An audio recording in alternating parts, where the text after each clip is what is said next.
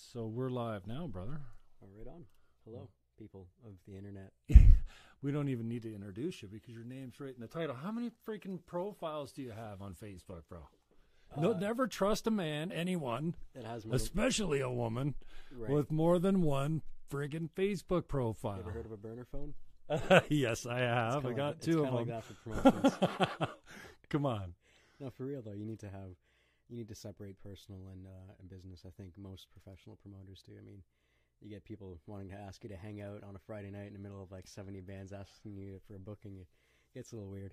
It gets a little complicated. Yeah, so I have the one is my business account. All right. Well, I hope I'm friends with both of you anyways, so I don't want to be... What do you mean you won't ask me to your personal account? No. I think so. I'm pretty sure. I tagged you in both of them. Yeah, that's fine. I used both of them to tag you. Yeah, that works. All right, brother. So, yeah, thanks for coming in. I know you're really busy. You got a show tonight even. Thanks for having me. I'm co-sponsoring a show put on by Matt Guirguis for the Light Years fundraiser. So it's his show. They're putting it on. It's all their production, but I'm helped a little bit with a little bit of a push from the Facebook side of it and social media. And that's a free show too. I think that's a cover charge for tonight. I think it's a fundraiser. How you finding people? Do you think they're cool paying covers now? Because I know back in the day, I mean, it's really difficult to get anyone to come out to see a show, anyways. But they give you a hard time when you get to the door and it's cover. Because to me, it's like, is it going to the band? No problem. Not really. I mean, I haven't had any issues going into the cover charge model. I mean, obviously the first couple of years doing shows downtown on Queen Street, Niagara Falls, it was pretty tough. It's tough getting people to come out. So, we decided to keep it free for the first few years, all of our events, all the shows, make them as accessible as possible. And as the traction, as it caught traction, as the momentum built on these events, we started introducing a lot more paid events. And honestly, there's been no resistance. It's always been justified by the caliber of shows that we've put on previously. It's about building the brand recognition and building the level of the caliber of events that you're able to put on, and then saying, yes, this does have a monetary value. Yes, I can understand why this could be worth $10 or $5 or whatever. It takes time, like anything. It takes time. Tap's been pretty good to you as far as giving you the venue to work it out, and Taps has been great. I don't know if I'd be able to have been able to excel as quickly as I've been able to get through everything without the help from Taps and Eric Martin specifically. He's been really awesome. Yeah. So, give us the lowdown on what's going down this year. You got a few beautiful headliners. How many bands in total you got? And 3 days, this is the first time you're stretching it out, isn't it? Yeah. It's always been a one-day festival. How many years have you done it now? This is the fourth. Okay, and it's always been a one-day. Yeah, it's always been a one-day thing, and this is the fourth year. When I just did the press release, we were at 28 bands. As of this morning, we're at 30. So it's 10 bands a day, Friday, Saturday, and Sunday, on the two stages, and they bounce back and forth. Longer sets for the bands this year. All the bands that I booked over the last 3 years have always requested for longer sets. So rather than 30-minute sets, we're giving them all an hour each to perform. So, Road Waves is going to love that. I'd be able to just jam. Well, they do one song for an hour. Yeah, that's what I'm We're just warming up. Bands like Fat Moth and Road Waves and Limestone. Fat Moth's going to be great. Even My Son the Hurricane headlining on the Friday. Another great band that's blowing up. They love just writing the songs out and jamming it out. So give them the space to be able to do that. And I think the audience will appreciate that too. See some interesting, familiar faces. I'm like, where am I? Where am I in the splash page? Oh, the splash page on the website, yeah. I see CD heading it up there. I see Mike, the photographer there, my brother. Yeah, and it's cool. That girl with the hula hoop that seems like she's at every show. Well, I mean, and I guess that's kind of like the point of the festival. You go in, there's the splash pad with the video, and then there's My Southern Hurricane playing in the background, and it kind of gives you the vibe, like this is like a window in what will be happening in a month from now, like a minuscule on stage. Yeah, minuscule. I mean, Laurel killed it last year with Majora. She was phenomenal. I see her play with what boys does she play with sometimes? Hammer Brothers. The Hammer Brothers. Wow. Oh yeah, great. Her and Taylor Harley kill it. I'm not familiar with those guys. I don't think, but I saw them at Grape and Wine maybe one year. I think that's the only show. Blew my mind. They play like maybe once or twice a year. And they're really it's solid. Always a phenomenal act. Yeah, I mean, it's cool that you're able to see a lot of the familiar faces in that splash pad. I mean, it's a lot of people that that I know that are in the Niagara community. Anybody that's in the local community is going to say, "Hey, that's Carl David," or "Hey, that's." So I mean, this is the family we've grown over the last 4 years, and it's heartwarming to know that we know everybody on a first name basis. It's kind of like that Cheers thing, you come in the room and everybody knows who you are. So September 7 and 9, what's Friday, Saturday, Sunday, right? Mm-hmm. And Friday, Saturday, that's the weekend September after Labor 7. Day, so you don't have to worry about that. Yeah. You don't have to worry about, is it around the same time of year every time? It's usually in July. Oh, you moved it, okay. So Yes. you moved it back a little bit. So this year we moved to September. Why'd you move it? There's just a lot going on in the summertime in terms of You festivals. find that the bands are playing, they're already booked with other festivals and touring and stuff like that, or? It's not even that. I mean, a lot of the bands, as soon as last year's festival was over, they wanted to sign on right away for the next year. So I mean, Right. they were okay. It's just that, just locally speaking, for what's happening here in the Niagara region, strategically speaking, it made sense to move it to September, where the students are back in town. The Brock students, the Niagara College students, everybody's kind of settled in. The kids are back in school, so like to get away for a weekend kind of makes sense once everyone's already here in town. Niagara region it's weird. The tourist industry picks up in the summertime for Niagara Falls, but as a region, our busiest time is from September to May. So that's the best time to kind of capitalize on that if you're not tied into the tourist district, which we're not. It's a locally run event. And how difficult was it to fill 3 days of music instead of one this time around? Oh, it was impossible to not make it more than the amount of bands that we had. We had a lot of submissions this year, and it was really, really difficult to kind of narrow it down to just 10 bands a day. That's all I wanted to do, just 5 bands per stage to kind of, like, logistically, to run it. It would be a lot easier for the staff and everything, so it was a lot of work. It was a lot, I had to go through all the submissions, had to listen to all the music, and really good talent came in. A lot of really good bands applied, and we picked the ones that we felt best represented how we wanted to move forward with the festival this year. So I'm really happy with the lineup that we got. Yeah, let's talk about the lineup. Who you got?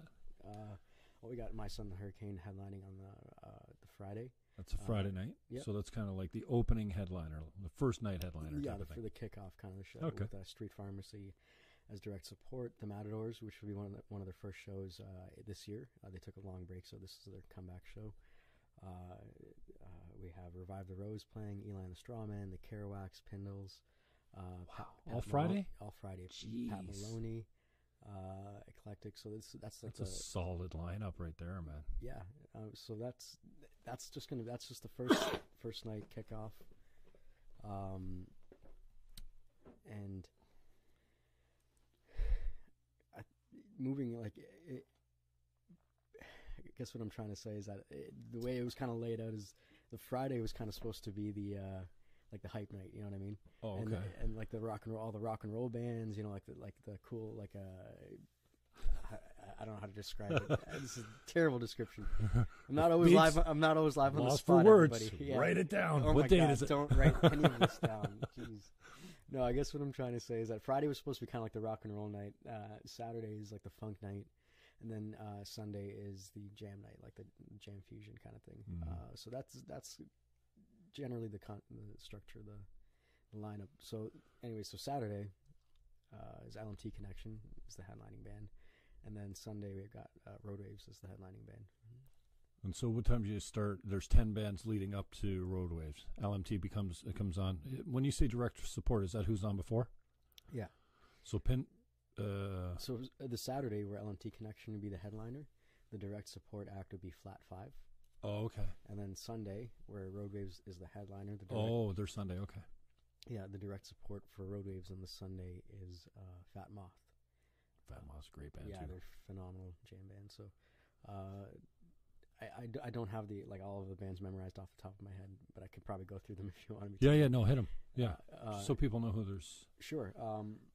So I went through Friday already. On the Saturday, it's LMT Connection, Flat 5, Blind Mule, Phil Bosley, John Carlo Feltrin Band, Old Child, Foxy Lion Bears, Lindsay Meisner, and then on and the CAC himself, and then on the Sunday, the CAC's CAC's back. He's been kind of off for a while. He's been off for a while, and he's back this year. Love the CAC. He performed last year, put on a great set. Yeah, his sets are killer always, man. People loved it. He hyped up the whole place. It was awesome. So, of course, love to have you back this year. And do not if he doesn't get a reaction from a crowd, he'll let you know. He'll let me know. Yeah, no, not you. He'll let the people there know. Oh yeah. He needs to get a reaction. I think he always does. I know last year a couple of things too. But that was who's doing sound? It was actually Jordan that was doing sound last year. Okay. Yeah. So we're not actually doing it inside this year. We're just going to be focusing just on the outside because, like I said, it is ticketed. So we're going to keep it all contained just on the outside area. And there are going to be different programs happening inside, but they're going to be separate. Like Rick Rose might have a recital happening on the Friday. Jeff Bond might have a recital happening on the Saturday. But that's going to be independently run by those groups. Mm-hmm. Right. So, and then the Sunday lineup. So Road Waves, right, as the headliner. The direct support was Fat Moth. Then we have Mustache Hat, Limestone Chorus. Wow, you're solid. I didn't go through them all, but that's. Yeah. I know. G's cranked about Mustache Hat all the time. Oh yeah, he's gonna sit in on their set. For sure. Wax Mannequin. There was another one. Ashley Standish is playing as well. I got to mention Ashley Standish is performing inside, which is going to be really good.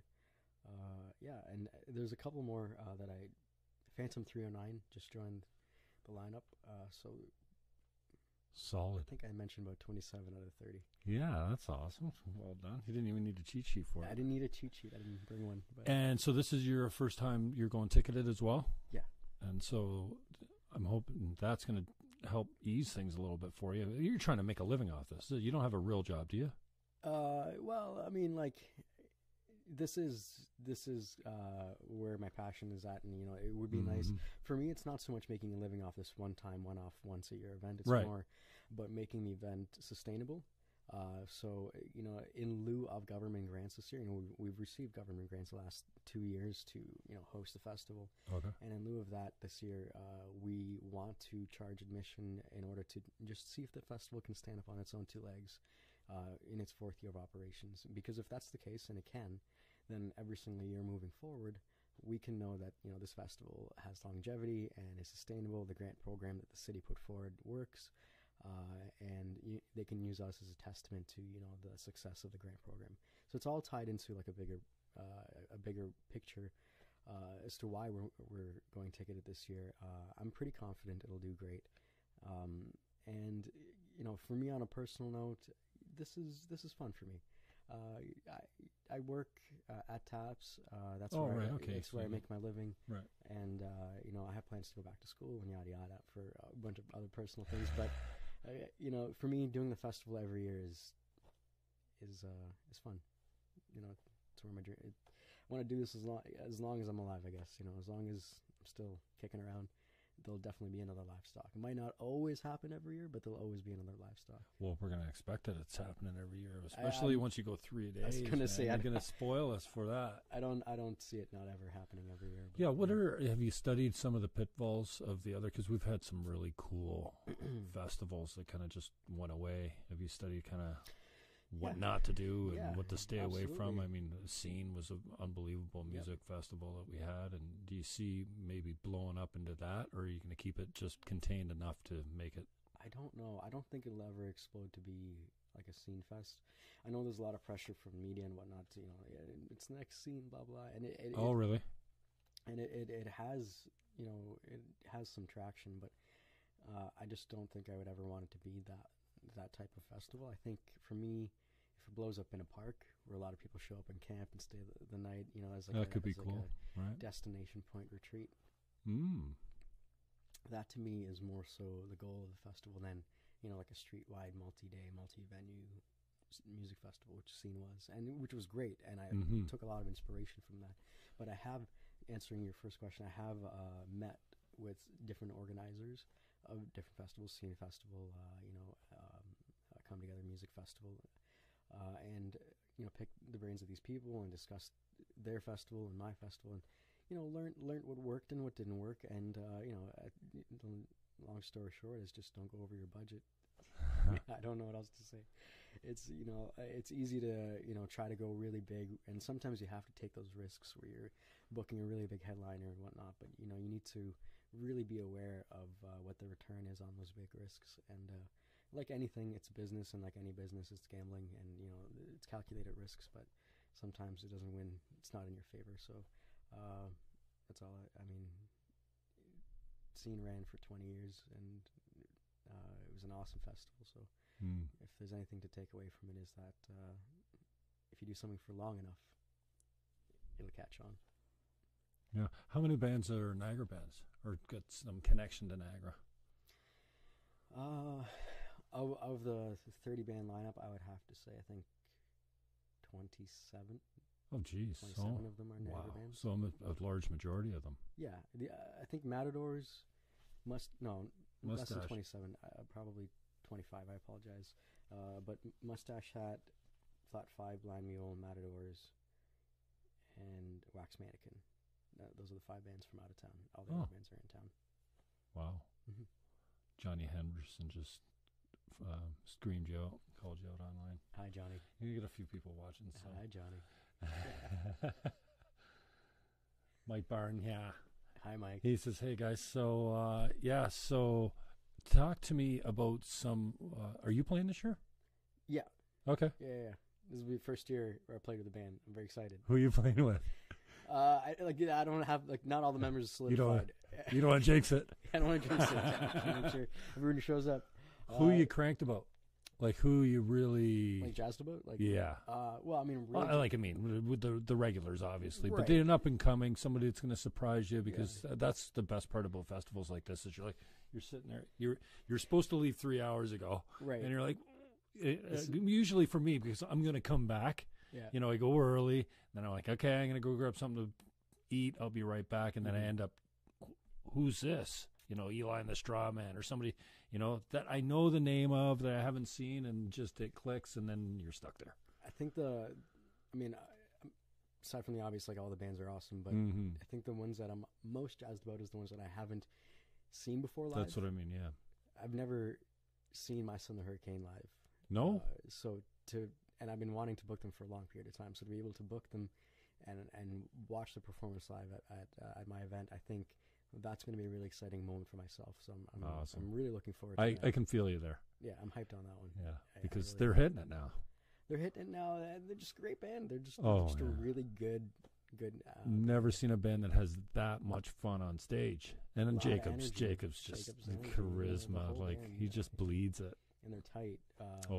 And I'm also really excited for LMT Connection, because those guys are just legends.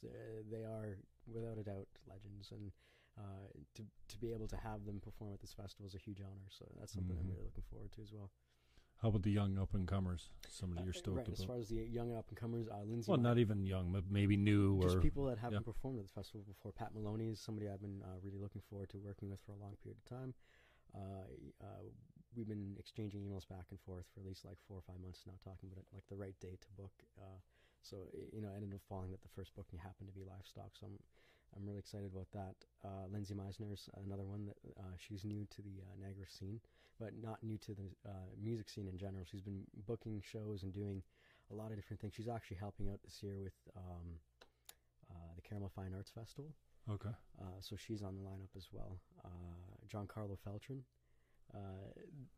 When I was in grade 12, I was in the high school choir, and we had auditions in the grade 12 year, and I just remember Giancarlo in grade 9, sitting in the chair there getting all nervous, hands, palms all sweaty, and, we just talking to him, it's going to be just fine, it's going to be great. He gets up there, kills it, becomes a superstar, and for the next 4 years after that, he was the prize musician, and here we are 10 years later, and he's got this fantastic group called Giancarlo Feltrin and the Scarphones, and they're performing at Livestock, so that full circle effect in life kind of makes you feel good, and I'm really excited to have them as well, because this is their first festival experience. So. Awesome. How about outside the festival? Who you keen on that's been playing at the bar or anything like that? these kids, I shouldn't call them, Gin. Have you Right. seen Gin Yeah, yet? yeah. Unbelievable for a three-piece. Nicole, They fill, yeah. Nicole, that's her name. Yeah. Nicole, Joel, and Yeah. Ivan, is it? Yeah. Yeah. Yeah. Young kids, but just big fat music. There's somebody that I'm pretty turned on about. But who else have you seen up and coming that you're excited about? You want to give some airtime to? Laurel. I mean, I know we talked about this before, but Laurel is doing a lot of solo work. But you're talking about more up and coming. It's. I don't.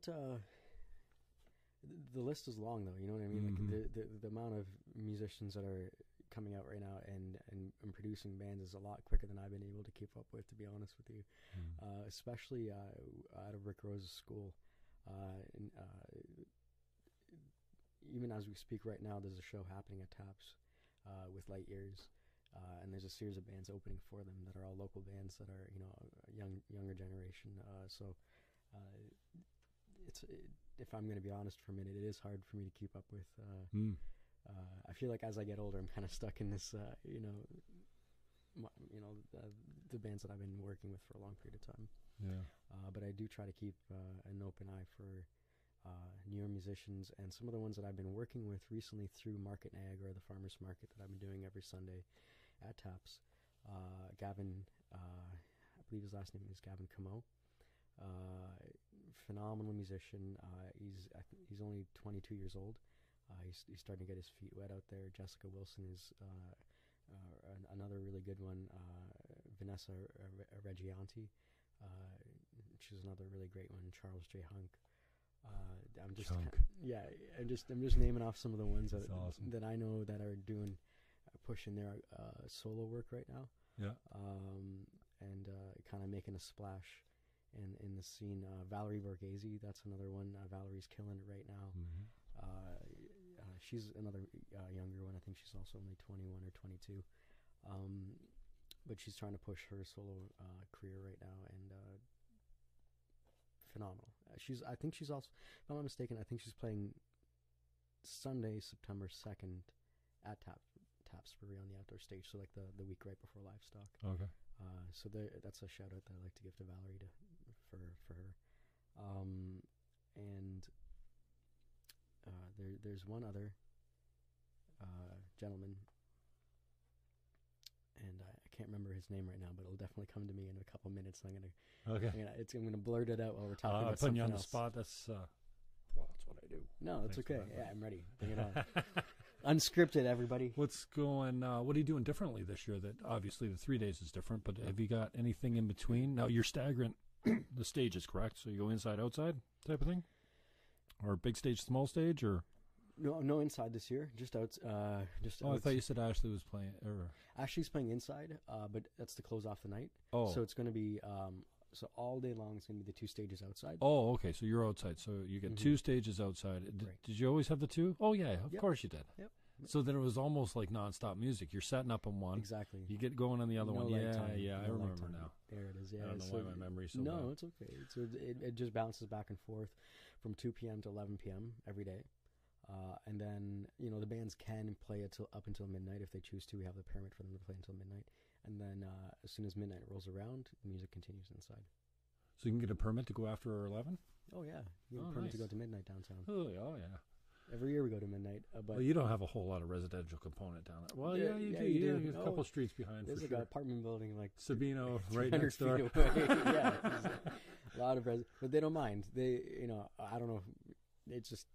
It's because it's a BIA, or because of the BIA, and because it's a district. It's their mandate to promote the district events are part of it. So it's like if you live within the area, it's kind of you buy into the the real estate. I wouldn't say rules, but like the rules of conduct of the area kind of thing. Which is there are a lot of concerts that happen down there. But so we can rock them up until midnight, and then the music continues inside after that. Like the first day it's with Eclectic, the second day is with the CAC, and then the third day is with Ashley Standish. So Ashley will play a set, and then after Ashley's set, Phantom 3 and 9 will close out the night. Kickity Cack's closing. Kickity Cack's closing. So it's gonna be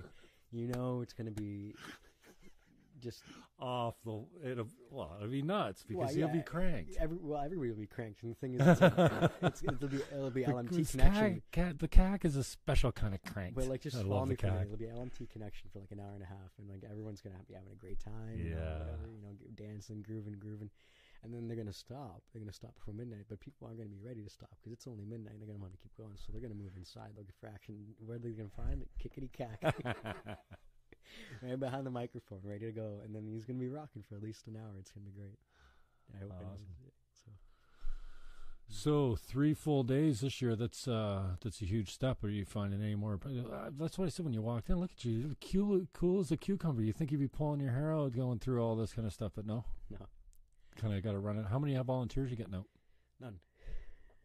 No volunteers this year. It's just run by staff. It's just easier that way for myself to coordinate. It's run like a family. Like there's only I think there's only 8 of us. Mm-hmm.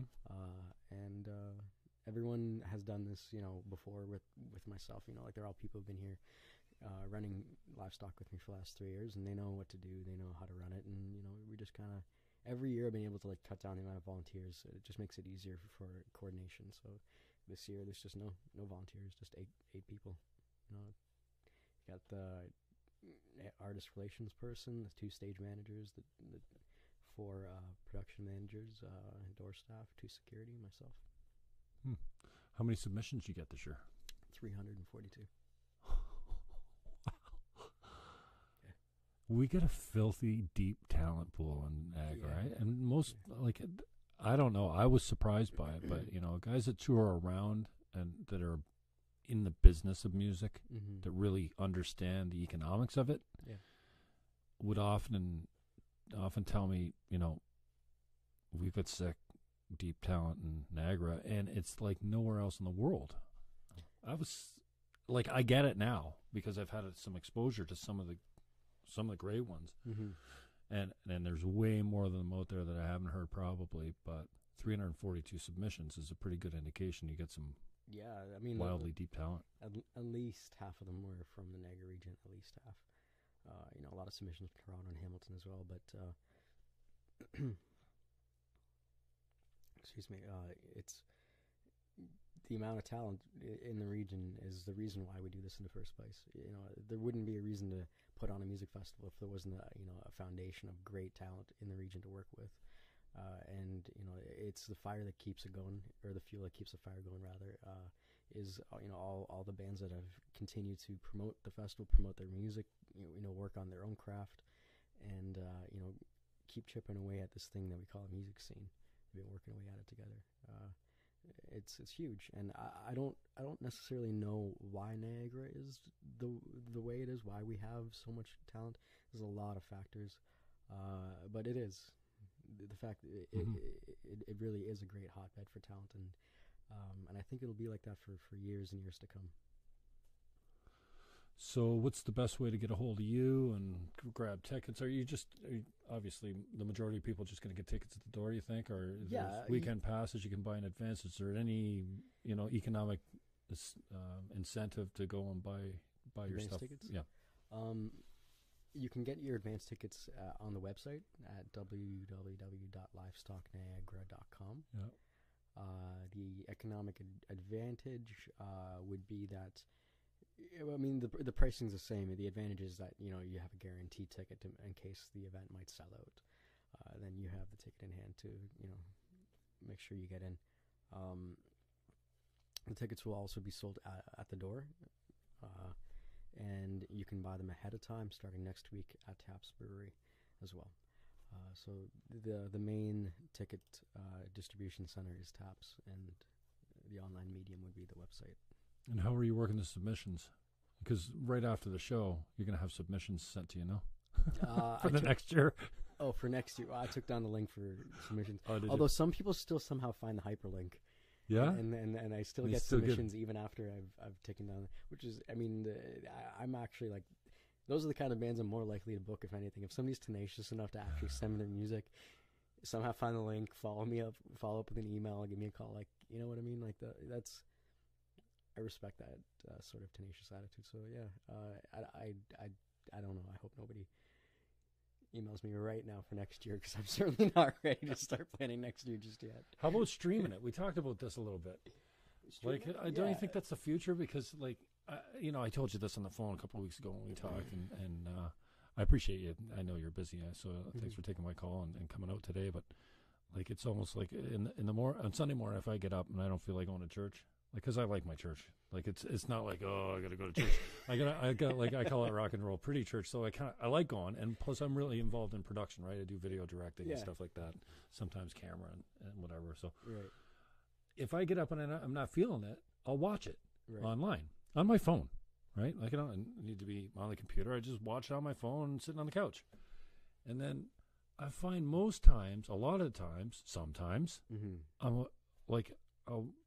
I'll go jump in the shower and get down there because it's so good. I'm watching it. I'm like, and I always think that kind of hook is probably there. It's got to be the way of the future. Yeah. Dude, if I don't want to come, my Sunday Hurricane goes on at 10 o'clock at night. By the time, you ran, I remember, clockwork. There was no late. Because usually they say 10. It's 10:45 before they take the stage. They want you to drink longer or whatever, and they're going to play late. But if I don't care what it looks like. Mm-hmm. I want good sound. Right. So if I'm sitting at home and I want to pay the $10, whatever the gate is, then what's the difference? I'll stay home and you still get my money. Oh, like a subscription fee for? Well, you just pay it. You just pay it. If you want to stay home and watch it, you pay the gate fee. I don't know. I get how it's not popular for the big touring bands that are doing 300 shows all over the world. It's the same show every time. So, and I know that you probably don't want to stream the whole thing, but I think the value in that would be more so towards really big acts. You know what I mean? You have an AC/DC playing at the amphitheater, and I know what you're saying. They do regurgitate a lot of their sets, but somebody like that, where people can't necessarily afford the $300-400 ticket price or the $1,000 front row seats. You can have a front row seat experience for your $20-30 monthly subscription fee to this. Oh, I see. Yeah. So that would play out really well for something like that. But for a smaller scale event, live streaming is because what you're trying to create is an experience, and it's fair enough. The concert experience, the festival experience, isn't as much in the music as it is in the atmosphere and the people that are there. It's symbiotic. So. You want as many people there as possible, but where you can use live streaming in it, where it's a great tool, is to, give people a sample of what's happening, give them a window into the festival. Here's the first 5 minutes of the set. If you like what you see, come on down, come on down to the show. Here's the address. Here's where it's at. And everyone's partying. And historically, for me, anyways, I've tried that. In other events, and it's always worked really well. Just popping up the phone, just taking giving people a little preview of what's going on, and within an hour and a half or so, you start seeing a lot more faces show up, and you ask them, what made you come out? Oh, well, I saw your live feed, and I figured I'd stop by. But had I kept it running the whole night, I think, like you said, I think people might be more inclined to just stay at home and be like, I'll just crack a beer and just chill out on my couch. Yeah. So there's pros and cons. Yeah, absolutely. So I mean, that's the way I look at it. It's my take on that. And I think for this year, definitely want to tap into that live streaming thing like we were talking about, where when my son the Hurricane goes on, or even when the Matadors goes on, to bust out the HD Fish Islands cameras I have in the corners there and just kind of click them on. So it'll be good. Well, I give you credit, Rafik. It's I know what it's like to have a passion that it's tough to monetize. Almost never can you monetize it. They always say, well, if you love what you do, you don't need to get paid. Well, yeah, I do. Yeah, man's got to eat, come on. So, I give you props for taking the risk and for putting yourself out there because, no risk, no reward. And, I don't think it'd be nice if you did really well off it economically, but that's usually never the case. As it gets bigger, you got more costs too, right? And then, just out of, gratitude, you want the bands to do well too, and I'm sure when you started out, there wasn't a whole lot of gravy for the bands to, spread thin, yeah, a lot of guys were playing probably just for the loyalty or just, everyone's always been paid. Yeah? I've never not paid anybody. Yeah? I'm very against not paying musicians. How did you afford to pay them with no gate? The first 3 years, the first year, partially through the venue. It's 50% through the venue, 50% out of my pocket. Oh, okay. So this is all. That's what I'm saying. This is all part of a bigger picture. It's right. Internal contributions. I mean, the second year was And you split got some 3 grants. ways: grant money, venue money, my own money. As the years progressed, it's been costing me personally less and less. But like last year, it actually didn't cost me anything at all. We broke even, but broke even with a grant. Right. So in lieu of a grant, we're trying to make up that difference in that money through ticket sales. And by spreading out throughout 3 days, it'll give people who aren't able to make the one day an opportunity to come another day. And I think that'll offset the difference. So, it's always been, it's never been a struggle to pay the musicians, but you're right. In the first year, we've been like every single year we've been able to pay musicians more and more, which has been the goal of the festival. And I think if there's one thing that I'm really proud of, this one thing I can take away from this event or this festival, this initiative, whatever you want to call it, is the fact that we set a standard of what we want to pay musicians eventually. We know we didn't have the resources to do it right away, but we made a mandate that nobody shall play for free, and that we will try every single year to increase the rate for musicians till we hit the mark. I'm not at that mark yet, but I'm really close. Good. So it makes me happy to know that we're getting there. Good. Yeah. Who else you got coming up at the bar, or any other events that you're putting on? Yeah. You got any stuff going on before? I probably shouldn't promote the Matadors before the Matadors festival, but I do have them booked again for this year, for later on this year. I won't drop the date just yet for that. And one that I can drop the date for, Friday, November 16th, Jesse Roper is coming back into Niagara with his full band. Phenomenal musician. If you hadn't had a chance to check out Jesse, you're missing out. That's all I'm going to say. Like, you're totally missing out, because this guy is one hell of an act. So Friday, November 16th. Don't forget that either. Cool. Yeah. Brother, I really appreciate your time. I know you're busy. Thanks for coming in, and thanks for, again, I give you props, and it's one of my passions as well. Maybe you can flip me some of those artists. I'm doing all right for August 25th. Doing kind of the same thing. Yeah. Band on an hour. Band an hour for, last time we did it, we started at 10 in the morning, went till 11 o'clock at night. It was like, wow. Yeah. Like, I was gassed, and then I did a talk show for 2 hours in between, or 3 hours in between. So are you doing it here? No, Sessions on the River again. It's so nice. Easy. Chris has got everything set up there and whatever. Yeah. So we're doing August 25th. So a lot of the big bands like the Pindles and they're all not going to play at Sessions, even though it's more of a. I think that kind of lends itself nicer to the streaming. It's great to see it there. Obviously, the sound is great, but he's got good. Yeah. He's got great facility. It's not like it's on your camera phone. Type of thing. So it does, maybe you have to toss me some of those bands that didn't pan out for you, and maybe they want to play for what's the date again? August 25th, Saturday. We're going 2 p.m. Yep. So we got room for maybe 10, 11 bands, plus the lounge. Yep. And then that's we're going to stream the whole thing. And I love that place too, because then whoever's there, if they've never been in a studio before, they get a pretty good off-the-floor recording. Yep.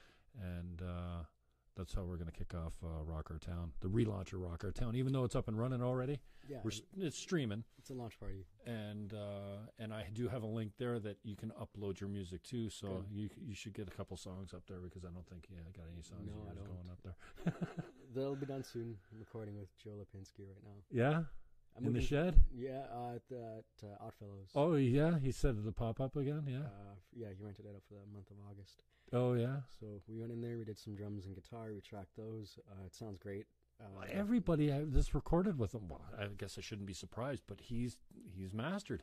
Well, that's the thing we were talking about, like the Niagara community. It's an enigma, you know what I mean? It's not like Toronto, where it's like very partitioned, or it's not like Hamilton, where you have your diehard metal scene, and you have it's very community oriented in Niagara. One person records with Joe, everybody's recording with Joe now. Do you know what I mean? It's just, it's very family, very family. It's the only word I can use to describe it. So, anyways, the recording with Joe is great. Also, I moved into the Lighthouse recently, Right, I forgot that. You forgot that I moved into the Lighthouse. So that basement is up and operational. 2 drum sets, full guitars, full gear, recording studio, Really? drum mics, everything. You can do live on the floor, we got cameras, everything. It's set to go. It's just, we've all been so busy. Scott, my roommate's in Treetops, and I'm doing Livestock, and Mike's got his thing going on, so we haven't been able to utilize any of it just yet. It's just sitting there.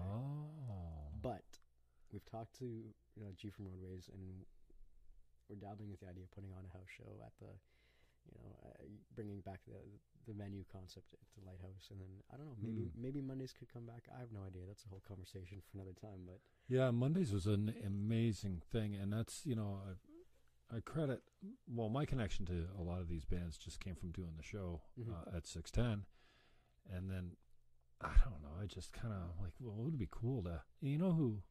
Paige Kopp was the first one that played my show, I think. Oh, yeah? Yeah. That makes sense. And that was before I had, she played in the where you do the talk show in that studio, and then I moved them into the engineer's studio. Yeah. And he'd flip the mics around, so he couldn't actually talk to me, and we had, oh my God, we had some really great bands there, and Lisa and Clark Bitter were the connection there because a lot of these guys played their couch. Botting came in. Yep. Jay Foran from I knew Black Flies already, but when the Black Flies, that was a good band. They're getting back together, eh? I'm starting that rumor. Awesome. Well, you start. I started that rumor. I don't know if it's taken off yet. They were unbelievable. But anyways, the Black Flies. Yeah, Jay came in and he gave me Aaron Berger's CD, and he said to me, "Aaron wants you to have this." I'm like, "Who's Aaron?" I didn't know him because I was looking at his name and I knew I didn't know him. Anyway, it took a while to make it to my deck. Yeah. But once it was in my deck in the car, it didn't come out. It didn't come out for months. Yeah. And then, track 3 was St. Catharines. Yeah. So, and I've talked about this many times. The love affair of an album, how it goes, you got your favorite tune. Mm-hmm. Sometimes it's the hit. The single off the album. Yeah. So that's the one, you skip to that one first. Even when you had vinyl, you're always putting that one on first. Vinyl, it's is easier probably to play start to finish. But so yeah, my connection started there, and then I had so many of them come in, and then you find, and you look, you expect the local music to sound local. Yeah, it's like when garage band or something. Exactly. It's like when they make the movies. I was always surprised it didn't look like the Beachcombers. Right. And then it wasn't badly acted. And the fact that it's actually, it looks like Hollywood. I'm like, what? Yeah, they put on. It's because it was from the heart, and all their music was from the heart. It was never produced. No, but the sound quality too. Oh, the quality as well. If it sounds like it was recorded in a tin can, I don't care how much heart you got, it sucks. Right. And I am the first guy to say it sucks. But Color and Light, who did they record with? I don't remember. Color, Aaron. Did Aaron Berger record the album? Oh no! It was Peter Haverkamp. Okay. I can't remember exactly. I think so. But Color and Light it's beautiful, start to finish. It's not even it's well written, it's well performed, but it's well recorded. Yeah. And that's something that surprised me about a lot of these Niagara bands. Roadways just put out their latest CD, and even their first CD sounded really solid. And you don't really expect it to. You expect it to sound like it was recorded in someone's basement. The times have changed, man. The times have changed drastically. You don't need a $10,000 budget to make a good album anymore. You got $1,000. You can probably record a great album. You got a couple $100, you could probably do it yourself in your basement if you got the time to learn. It's not as. I'm not taking away from the skill set by any means. It takes a lot of work and a lot of knowledge to understand how to put it together, and that's why people pay for. When I'm saying it doesn't cost, you don't need the $10,000, is because a lot of the tools have become a lot more accessible to people nowadays. So you don't need a huge analog amplifier when you can have the digital interface on your Mac computer or something like that, and you run your GarageBand. So we're in the day and age of good recording equipment, and you're going to continue to hear a lot of good music. I mean, listen, even the Band on the Couch series. All those musicians were all playing live on the couch, and I could literally just listen to the audio from all those recordings be totally content with that music because the quality was that great. And all it was a couple condenser mics, but Jordan just really knew how to mix it all together and to put it together nicely. So, yeah, I mean, a lot of that's why I'm thankful for the opportunity to record with Joe Lipinski from. No worries, everything's taken care of. You just show up and play, right? Yeah, you know, he was great to work with. That experience was fantastic and very patient. I kept flubbing, notes on the guitar and getting frustrated with myself. Dude, you've come such a long way. Like I saw you on drums there a couple months ago. Oh yeah. Dude. Yeah, like yeah, last time I saw you play drums, I don't know, it looked like you were just just starting. Yeah, I'm really good. I don't know what to tell you. I got pretty good. I've been jamming a lot. You've been working hard at it then, practicing. Yeah, I just jamming a lot. I've been jamming with a lot of people. Playing with Old Child helped a lot too because it's just playing with people that are a lot better than you kind of forces you to get better yourself. And they were way better than me. Same with Phil when he used to jam Monday nights. Yeah, like he used to just play the rhythm and strum along. The kid can wail. Like I didn't know. Phil Davis. Oh yeah, Phil can.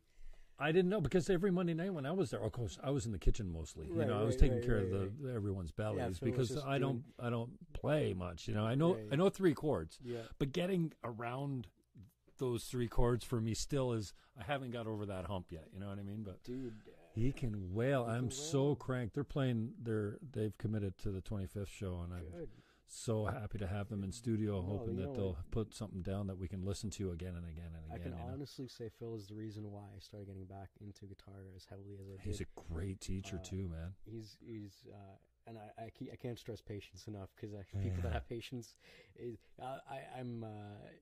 get frustrated and flustered with my own work a lot. I beat myself up. You're not good enough at this guitar part or whatever. Yeah. And Phil's just got a very calming way of saying, "Hey, brother, let's just do it again." So we'll just do it again, and we'll rip through songs and that ebb and flow of jamming with people that are like-minded kind of translated into a lot of other parts of my life, and then now my own music that I'm recording with Joe, kind of you get that flavor from that Old Child feel or that Phil Davis. You can feel like that Road Waves influence like that. You can tell that, wow, this guy's been hanging out with these people for a while because it's, you are who your friends are, and, it's all tied in together. So, but Monday jams, I really hope that comes back. Well, we kind of let it get away from us, I think, from the standpoint that it just stopped being about the music. And we could have said, hey, listen, this is, because it was really a tight group. It was. And like I said, I was in the kitchen more than I was doing anything, but it just goes to shit. And, I always remember the time I came down, this is one thing I love, is the gift of music. Like Phil has been so generous. Like I had a little jam here. He showed up. We did a little interview. We talked Native issues. And then a girlfriend of mine was here who I never hung out with before. I met her at an event. I'm like, oh yeah, you play? We're doing this. She's like, no way. Oh, I'd love that. She sat this far away from Phil, and he was on the guitar. He was, and she's like, this is awesome. Oh, yeah. Well, they're like really good friends. She comes out to the Tuesday night. She's been coming out to the Tuesday night here and there. Nice. And it's so cool. Well, Scotty was the same thing. Well, Scotty used to play at home all the time. He'd never jammed anywhere out before. Yeah. So I'm starting. Big Scott. You're talking about Big Scott. Yeah. Hottie. Yeah. So Scotty too hottie. Yeah. So I was picking up Aaron and bringing him out all the time Monday nights, and one night we did tacos, one night we did burgers, one night because I really just get off on making sure everyone's fed, right? Do you feel like that's what the Lighthouse is about? Bringing out people who don't normally get, who kind of need to be broken out of their shell. I think so, because I get behind the keyboard, and James is there, and he's noodling around on his guitar, and I start. I don't know. It just just whatever I was hitting sounded good, and I had the rhythm, and I've got a good ear. I just don't don't play anything. So whatever I was doing kept sounding good, and James kept noodling around, and I kept jerking around, and Scotty was standing at the bottom of the stairs, kind of just watching it. And then I look at Scotty, and I'm like, well, you're the keyboard player. Mm-hmm. And so I start to get up, and James says, sit down, finish the song. Like, he grossed me out. Yeah? So I like, whoa, easy, James. So I get back down. I kind of finish the song and stuff like this. He goes, you can't leave in the middle of the song. So then after that, Scotty was really weirded out about getting behind the keyboard because he's never played in front of anyone before. I'm like, dude, I don't even play. He plays all the time at the open mic night now. Yeah. He comes out every Tuesday. I know. Right? In front of people on a stage. I know. And that never would have happened without me. I can take credit for that. Yeah, but that is the greatest feeling is introducing someone. You probably got those friends that are like, oh, what do you mean you hung out without me? They get all jealous when you introduce somebody and then they go behind your back and have a friendship and stuff. Yeah. I couldn't be more pleased. And that's Philip was so generous like that. And, now, from that one meeting, she's gone into this whole, she's met a whole network of people that are musical, right? Through the jam and through Phil and through his generosity and teaching. And, she was telling me the other day, like, I got to go to see, I'm going over to Phil's tonight. I'm like, cool, man. It's awesome. So the gift of music is, it's way better than laying a CD. That's even great. When you lay a CD on somebody and they can't stop playing it, and they're like, "Hey, thanks for introducing me." I remember. It's about the live music experience, and I don't know. I don't know if Mondays are going to come back the way that they used to. I have no idea. All we can do is put it out there and jam. Yeah. And then see what happens. I mean, if people show up and they want to jam, it'll be there. I can say with a surety that the Monday night jams are going to return. From just in what capacity? In what capacity? That's up to the people. That's up to the people who want to jam. That's all I can say. All right. Well, we said goodbye a half an hour ago, and then we kept talking. So there we go. We're ahead of almost an hour anyway. So again, thanks a lot, brother, for coming in, and good luck with Livestock. Thanks, guys. Yeah, we had a few people tuning in, so let's give me a second here. I'm gonna get this guy. Say goodbye, Rafik.